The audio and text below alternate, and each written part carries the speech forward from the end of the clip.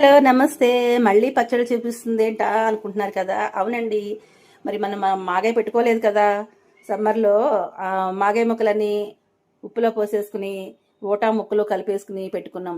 ఆ ఓటా ముక్కలు కలిపేసుకున్నది ఇప్పుడు మనం కలపాల్సిన అవసరం వచ్చిందనమాట. అంతకుముందు దాకా పాతవన్నీ ఉన్నాయి కదా, అవన్నీ వాడేసుకున్నాం. పాతవంటే ఈ సంవత్సరం పెట్టినవేనండి, శాంపిల్గా పెట్టుకున్నవన్నీ కూడా వాడేసుకున్నాం. కంప్లీట్ అయిపోయింది. ఇలా ఎప్పటికప్పుడు కలుపుకుంటే చక్కగా ఫ్రెష్గా ఉంటుంది, కలర్ఫుల్గా ఉంటుంది.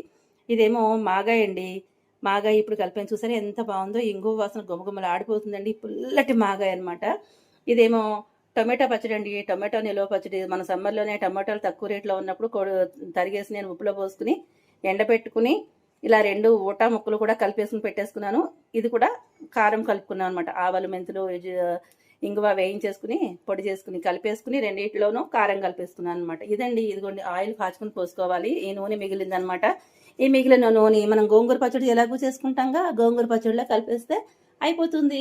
నచ్చిందా? ఈ ఊరగాయలు ఎలా ఉన్నాయో కామెంట్లో తెలియజేయండి. మీకు ఏ ఊరగాయ ఇందులో? ఈ టొమాటో పచ్చడి, ఇదేమో మాగాయ అనమాట. రెండు పుల్లగా బాగున్నాయండి. పుల్లగా కారం కారంగా బాగున్నాయి. ఈ రెండిట్లో ఏది ఇష్టమో కామెంట్లో తెలియజేయండి. ఈ రెండు ఎంతమందికి ఇష్టమో కూడా కామెంట్లో తెలియజేసేసేయండి. నచ్చితే లైక్ ఇవ్వండి అబ్బా, ఫాలో చేయండి. ఇలాంటి మంచి మంచి రెసిపీస్ మన ఛానల్లో ఉంటాయి. ఫుల్ వీడియో చూడాలి అనుకుంటే వారణాసి వంటిల్కి వెళ్ళి చూడండి, అక్కడ ఫుల్ వీడియో అయితే పెట్టేస్తాను. ఓకేనా? Bye friends.